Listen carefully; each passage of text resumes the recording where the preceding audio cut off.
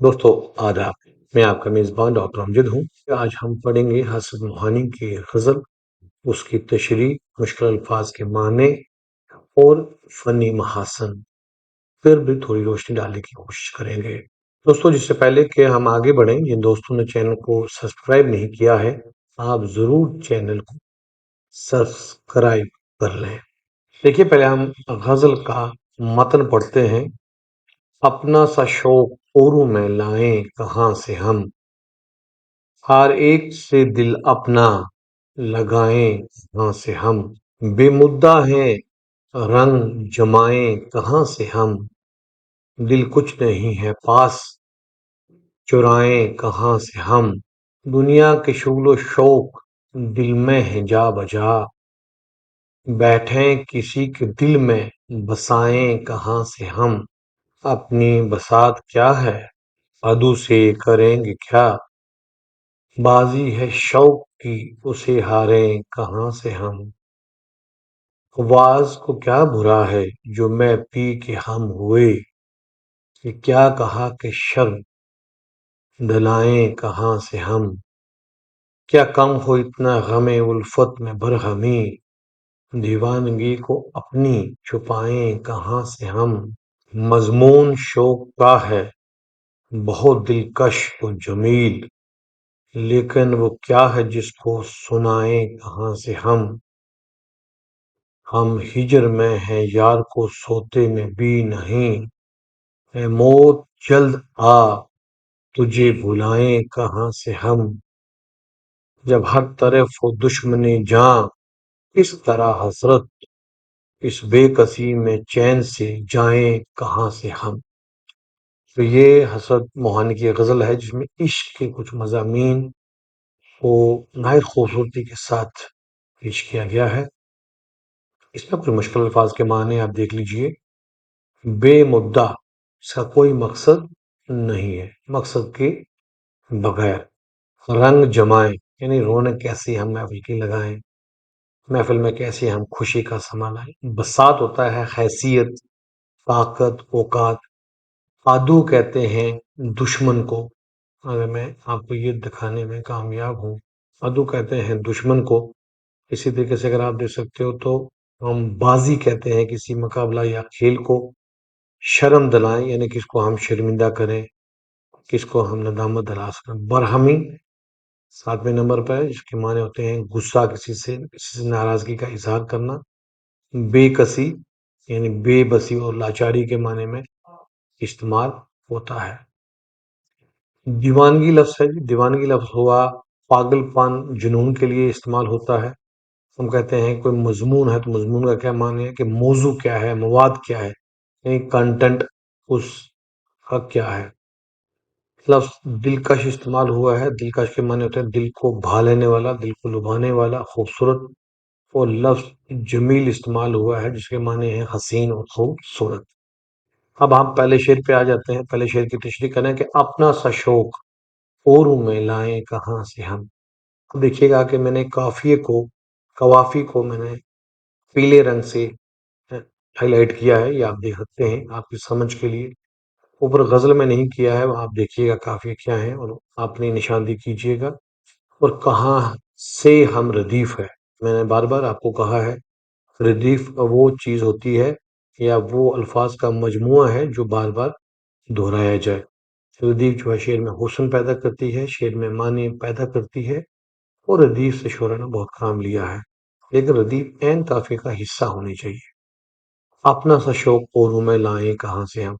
इस शेर में शायर कहते हैं कि अपनी मकसूद मोहब्बत जो हमारा दिल है, जो हमें शौक है, हम दूसरों में ये चीज नहीं ला सकते। यानी हम जिस तरह से चाहते हैं दुनिया चले, या जिस तरह से हम सोचते हैं कि दुनिया रहे, वैसा नहीं हो सकता। हर एक से दिल अपना लगाएं कहाँ से हम, गोया हर शख्स का एक अलग तरीका है। और हर एक से हम अपना दिल कहाँ लगा सकते हैं, यानी कैसे लगाएं, ये लगाना बड़ा मुश्किल काम है, क्योंकि हर शख्स की एक अलग सोच होती है। अगर फनी मास्क में हम देखें तो ये शेर सादगी में पोशीदा फलसफियाना गहराई का हामिल है। इसमें एक फलसफा आप कह सकते हैं कि इसमें आशिक की इंफरादियत का तस्वर पेश किया गया है। عاشق کی انفرادیت ہے کہ ہر عاشق انفرادی طور پر یعنی انڈیویجول طور پر وہ اکیلے اس کی ایک سوچ ہوتی ہے، اس کے دکھ الگ ہوتے ہیں، اس کے سکھ الگ ہوتے ہیں، اور قافیے کی مناسبت اور بیت کی روانی شعر کو خوبصورت بنا دیتی ہے۔ یہ اس شعر کی خاص بات ہے۔ کئی بار ایسا ہوتا ہے کہ جب ایگزام میں آپ کو آتا ہے کہ چند اشعار کی تشریح آتی ہے، ساتھ میں یہ لکھا ہوتا ہے کہ فنی محاسن کی نشاندہی کیجیے، یا ایسا لکھا ہوتا ہے کہ فنی محاسن کی وضاحت کیجیے، فنی محاسن بتائیے، تو یہ باتیں آپ ذکر کر سکتے ہیں۔ اور اس کے علاوہ یہ جو ہے غزل کا مطلع ہے، دونوں مصرے ہم کافی اور ہم ردیف ہے۔ جب آپ نے غزل کی ڈیفینیشن پڑھی تھی، تعریف پڑھی تھی، آپ نے پڑھا تھا کہ غزل کے اگر دوسرے مصرے میں بھی، دوسرے شعر میں بھی دونوں مصرے ہم کافیہ اور ہم ردیف ہوں گے تو ویسی غزل اس کو ہم مطلب ثانی کہیں گے۔ تو آپ دیکھیے گا مطلب ثانی آپ کے سامنے ہے، یہ میں نے یہ لوگ کیا ہوا ہے، جمائیں اور چرائیں، یہ اس کا کافی آیا ہوا ہے۔ بے مدعا ہے رنگ جمائیں کہاں سے ہم، دل کچھ نہیں ہے پاس چرائیں کہاں سے ہم۔ یہاں شاعر یہ کہتا ہے کہ اپنی بے مقصدیت کا اظہار کرتے ہوئے یہ کہتا ہے کہ جب ان کے پاس کوئی خاص مقصد ہی نہیں ہے، کوئی مدعا ہی نہیں ہے، کوئی موضوع ہی نہیں ہے، تو پھر محفل کا رنگ نہیں جم سکتا۔ محفل کا رنگ تو تب جمے گا جب آپ کے پاس کوئی مقصد ہے، کوئی کانٹینٹ ہے، کوئی مدعا ہے۔ آپ محفل کو کیوں رونق بخشنا چاہتے ہیں؟ ان کے دل میں کوئی خاص بات نہیں ہے تو دوسروں کے دل کو کیسے متاثر کریں؟ مان لو آپ گاتے ہیں، آپ رقص کرتے ہیں، آپ ڈانس کرتے ہیں، تو کوئی مدعا آپ کے ذہن میں ہوگا تو آپ دوسروں کو متاثر کریں گے۔ شعر میں مدعا اور رنگ جمائیں جو یہ الفاظ استعمال ہوئے ہیں، ان میں تضاد کا پہلو کہیں نہ کہیں پایا جاتا ہے۔ اسی نے شعر کو خوبصورت بنا دیا ہے، اور یہ فانی حسن موہانی کا کمال ہے کہ وہ اس طرح کے الفاظ لانا جانتے ہیں۔ شعر نمبر 3 پہ آئیے۔ دنیا کے شغل و شوق دلوں میں ہے جا بجا، بیٹھیں کسی کے دل میں بسائیں کہاں سے ہم۔ اب دیکھیے کہ دنیا کی شغل و شوق، شغل و شوق کہ دنیا کے جو شغل ہیں یہ ہمارے دل میں جا بجا ہے۔ دنیا کے کام، دنیا سے عشق، دنیا کا لگاؤ ہمارے دلوں میں ہر لمحہ با لمحہ رہتا ہے۔ لہٰذا ہم نہ کسی کو دل میں بٹھا سکتے ہیں اور نہ کسی کو دل میں بسا سکتے ہیں، کیونکہ ہم دنیا میں اتنے ملوث ہیں۔ شعر کی جو میں نے تشریح لکھی ہے آپ دیکھ لیجئے گا اس کو بھی، کہ اس شعر میں دنیا کی مصروفیات اور دلچسپیوں کا ذکر کیا گیا ہے۔ وہ کہتے ہیں کہ دنیا کے دل مختلف شوقوں اور مصروفیات سے بھرے ہوئے ہیں، ایسے میں وہ کسی کے دل میں کیسے جگہ بنا سکتے ہیں اور اپنی محبت کو کیسے بسا سکتے ہیں۔ فنی محاسن کے طور پر اگر آپ دیکھیں تو یہ شعر دنیا کی حقیقت اور انسانی دل کی فطرت کی عکاسی کرتا ہے۔ الفاظ کی سادگی کے باوجود اس میں ایک گہری حقیقت پوشیدہ ہے جو شعر کو پر اثر بناتی ہے۔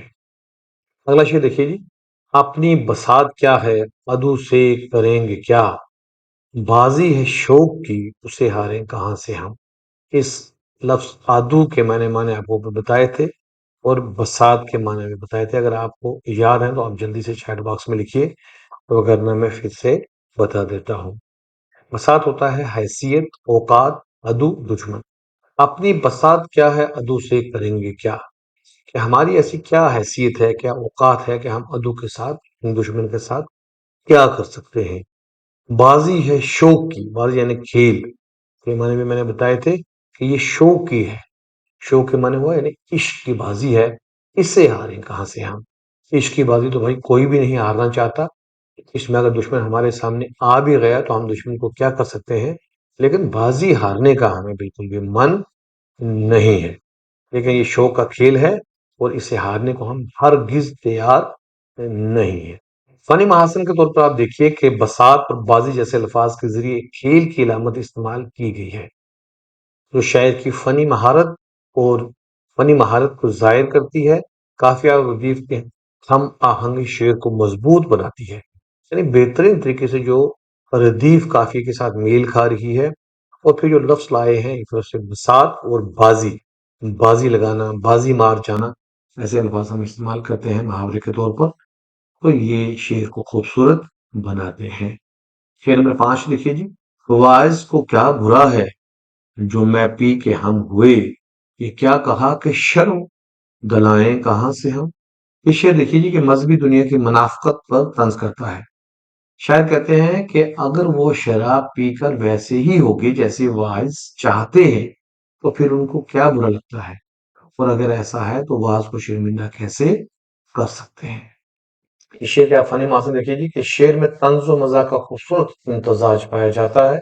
واعظ اور شرم دلائیں جیسے الفاظ کے ذریعے شعر میں ایک سماجی مسئلے کو اجاگر کیا ہے، کیونکہ واعظ ہوتا ہے واعظ کرنے والا، نصیحت کرنے والا، تقریر کرنے والا، تو وہ ہمیشہ انسان کو کچھ چیزوں سے واضح کرتا رہتا ہے کہ ان چیزوں سے آپ باز رہیں، ان سے بچ کے رہیں۔ لیکن جب شراب پی کے بھی ایسے ہی ہوگے تو پھر ہم کیسے شرم کسی کو دلا سکتے ہیں۔ شعر نمبر 6 دیکھیے، کیا کم ہو انتہا غم الفت میں برہمی، دیوانگی کو اپنی چھپائیں کہاں سے ہم۔ برہمی لفظ میں نے آپ کو بتایا تھا، اگر آپ کو یاد ہوگا مشکل الفاظ میں، یعنی ناراضگی۔ الفت محبت کے لیے استعمال ہوتا ہے، غم الفت یعنی محبت، الفت کا غم یعنی محبت کا غم، اور دیوانگی ہوتا ہے جنون۔ تو شاعر اپنی محبت کے غم اور اس سے پیدا ہونے والے جنون کا ذکر کرتے ہوئے کہتا ہے کہ جب محبت کا غم انتہا پر پہنچ جائے اس میں برہمی کیوں نہ ہو، اور وہ اپنے دیوانگی کو کیسے چھپا سکتے ہیں۔ کہتے ہیں عشق چھپ نہیں سکتا، دیوانگی چھپ نہیں سکتی۔ جب انسان مجنون بن جاتا ہے، جب انسان کسی کے عشق میں حد سے زیادہ گزر جاتا ہے تو وہ چیزیں چھپتی نہیں ہے۔ پہلے مصرے کو پھر دیکھیے کہ کیا کم ہو انتہا غم الفت میں برہمی۔ بھائی غم الفت میں برہمی کی انتہا کیوں کم، کیا کم ہو، کیسے کم ہو سکتی ہے؟ جب ہماری دیوانگی حد سے زیادہ بڑھ گئی تو پھر وہ زمانے کو بھی پتہ چل جاتی ہے، وہ چھپنے والی چیز نہیں ہے۔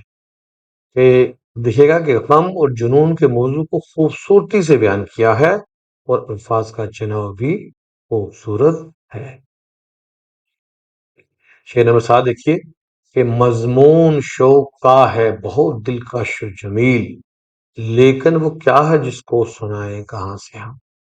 کہ شوق کا مضمون یعنی عشق کا مضمون، چاہت کا مضمون بہت دلکش ہوتا ہے، دل کو بھا لینے والا ہوتا ہے۔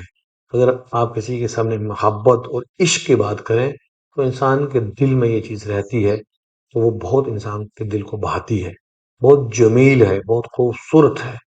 لیکن وہ کیا کہ جس کو سنائیں کہاں سے ہم، لیکن وہ کیا چیز ہے کہ اس کو ہم یہ کیسے سنا سکتے ہیں۔ لیکن سوال یہ ہے کہ وہ اس مضمون کو کس کو سنائیں۔ جب آپ کے دل میں کسی کے لیے محبت بھی ہے، اس کے لیے یہ چاہیے کہ وہ مضمون سننے والا کوئی چاہیے۔ اگر آپ اپنی محبت، اپنی چاہت تو کسی کو سنانا چاہتے ہیں لیکن سننے کے لیے بھی زمانے میں کوئی تیار نہیں ہے۔ مضمون کی دلکشی کا ذکر کیا گیا کہ جس سے یہ ظاہر ہوتا ہے کہ شاعر کا مضمون کتنا منفرد اور خاص ہے۔ یہ شعر کی خاص بات ہے۔ شعر نمبر 8 میں چلے گی کہ ہم ہجر میں ہیں یار کے سوتے میں بھی نہیں، اے موت جلد آ تجھے بلائیں کہاں سے ہم۔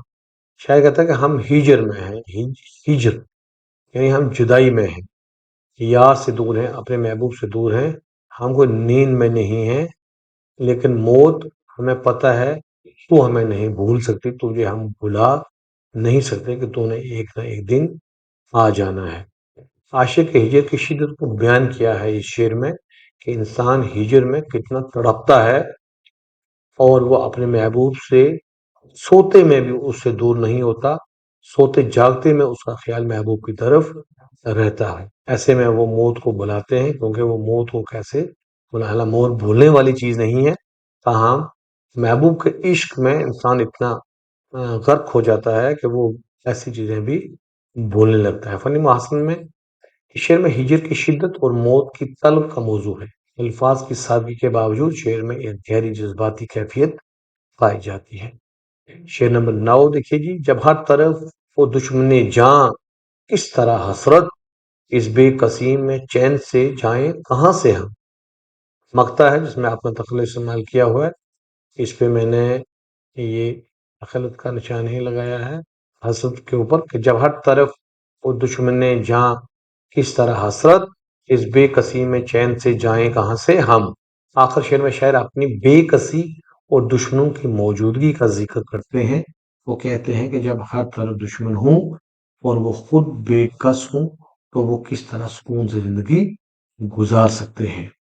وہ دشمن جہاں کے سامنے انسان بے کس اور مجبور ہو جا سکتا ہے اور اس جہاں سے چین سے جانے کی بات نہیں بنتی، کیونکہ دشمن انسان کو سکون کی سانس نہیں لینے دیتا ہے۔ شعر میں بے کسی اور دشمن جان جیسے الفاظ انہیں جان ڈال دی ہے۔ نہایت سادہ اور عمدہ شعر ہے۔ کل ملا کے جو یہ غزل ہے اس میں حسن و عشق، بے بسی اور انسانی جذبات کی عکاسی ملتی ہے۔ غزل مسلسل ہے، ہر شعر میں شاعر کی ذہنی کیفیت اور جذبات کی مختلف زاویوں سے پیش کیا ہے جو اس کو ایک شاہکار غزل بنا دیتا ہے۔ حضرت موہانی پر ہماری مزید بات ہوگی اور آپ یہاں پلے لسٹ میں جا کے حضرت موہانی کی کچھ غزلیات دیکھ سکتے ہیں جس میں آپ کو تشریح مل جائے گی۔ یہ غزل جو تھی یونیورسٹی آف جموں کے نصاب یو جی لیول پر شامل ہے، باقی یونیورسٹیوں کے نصاب میں بھی شامل ہے۔ آپ اس کو دیکھیے گا، دوستوں میں ضرور شیئر کیجیے گا، اپنا دھیان رکھیے گا۔ خدا حافظ۔